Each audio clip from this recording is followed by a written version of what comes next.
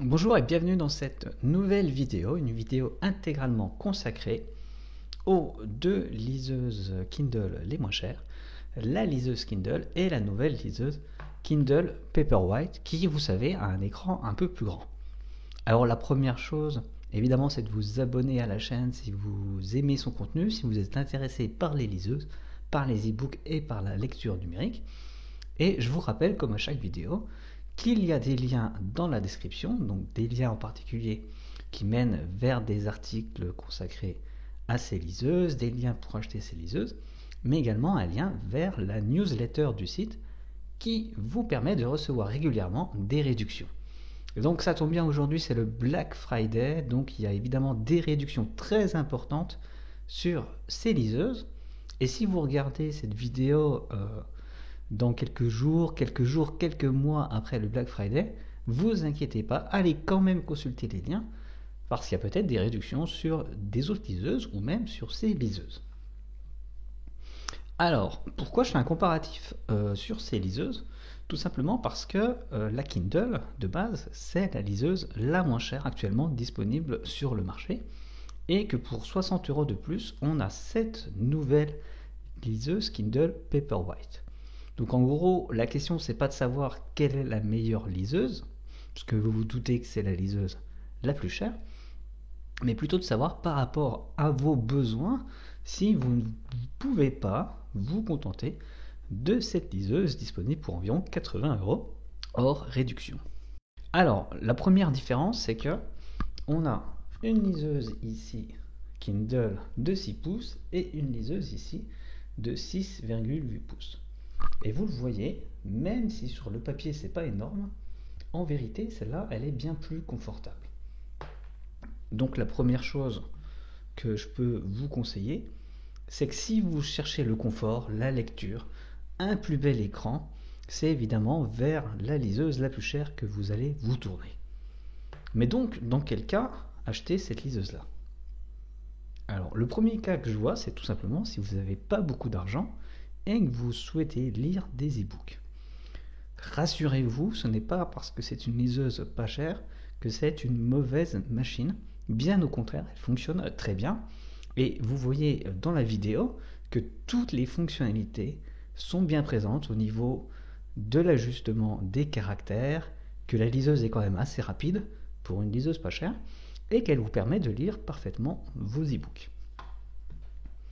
Donc ça c'est la première chose, les différences entre les écrans.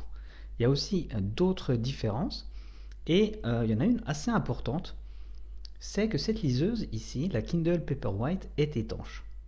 Alors étanche, ça ne veut pas dire que vous pouvez l'emmener faire de la plongée avec vous et lire sans mettre sous l'eau, mais ça veut dire que si elle tombe dans votre baignoire, si elle est éclaboussée à la salle de bain, elle va parfaitement résister aux éclaboussures, au sable, à la neige.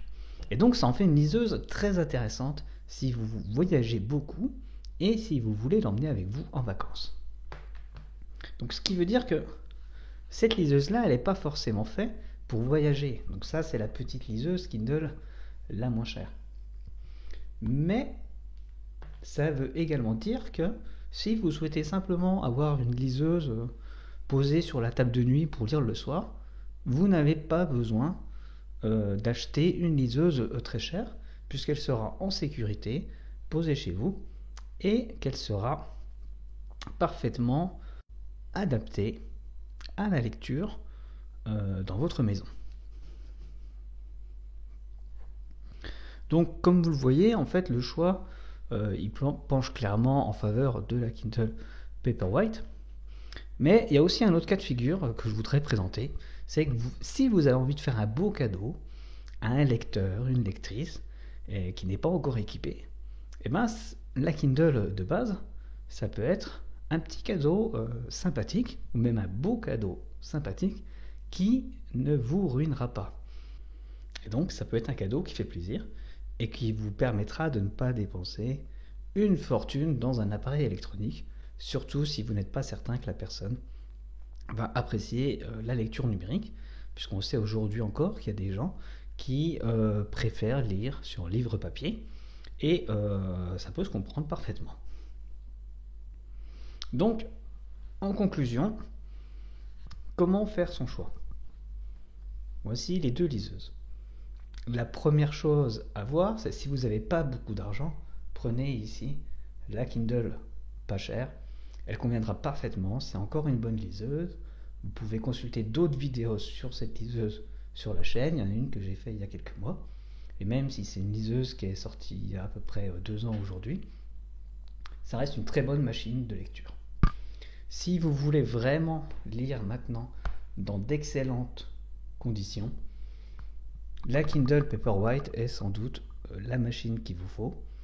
Et en plus, il y a une option donc plus chère, mais qui permet d'avoir 32 gigaoctets de stockage et une recharge sans fil. Et avec son grand écran, quelque chose que je n'ai pas précisé, c'est qu'elle est beaucoup plus confortable pour lire des mangas. Donc voilà, pas besoin de s'éterniser pour cette vidéo. Vous avez compris, on a deux bonnes liseuses et vous savez quoi faire maintenant.